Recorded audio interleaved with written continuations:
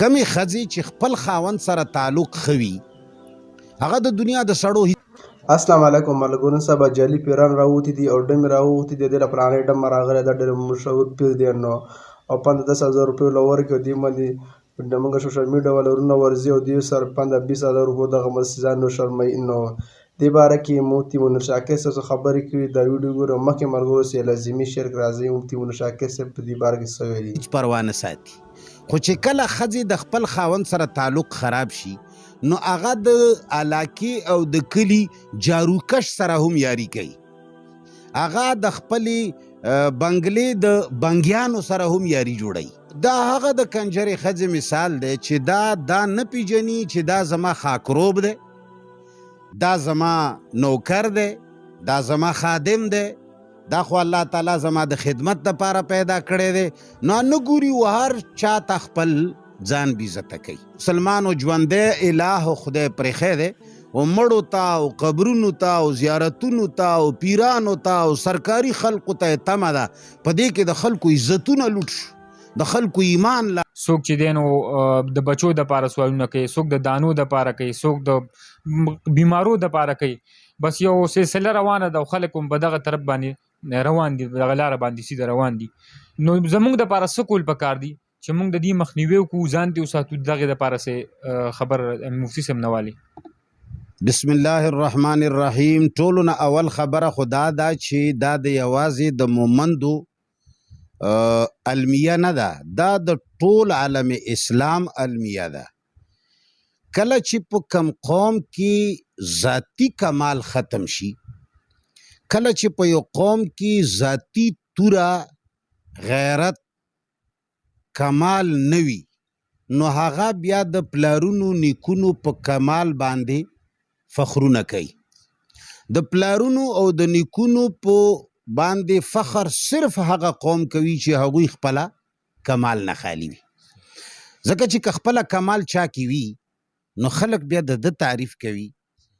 دی بیا د چا تعریف ته نه محتاج کیږي نو ټولو نه اول خبره خدا ده چې قومونه شوي دي بې کماله او دویمه خبره ده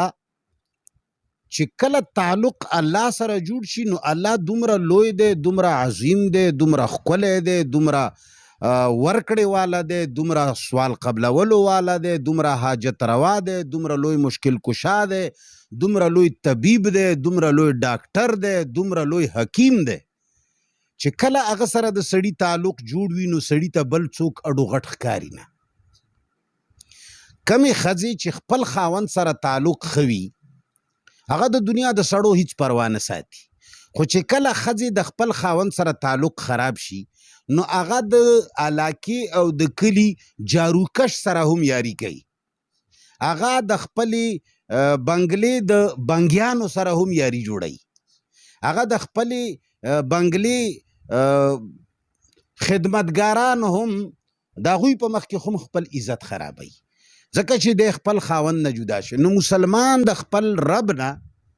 لرې شوی دی نو دا هغه د کنجرې ښځې مثال دی چې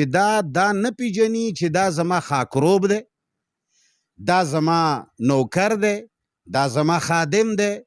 دا خو الله تعالی زما د خدمت دپاره پیدا کړی دی نو نه ګوري و هر چاته خپل ځان بیزته کوي څنګه چې دا ایران او فارس مسلمانانو عمر فاروق په زمانه کې ووالو نو دوی د زور نه خو پرېوتل خو د چال نه پرې نه وتل او دوی زمونږ په منځ کې هغه تخمونه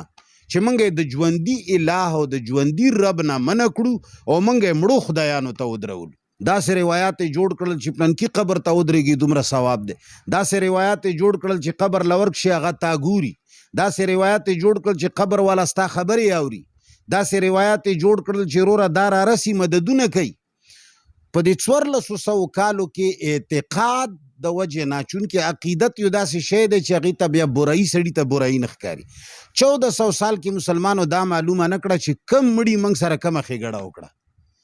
کمو مردگانو زمونږ کم یو حاجت پوره که آیا دا حاجت دی مړي پوره که که الله پوره که مسلمانو ژوندی الہ خدای پرېښی دی او مړو ته او قبرونو ته او زیارتونو ته او پیرانو ته او سرکاري خلقو ته تمه ده په دې کې د خلکو عزتونه لوټ شو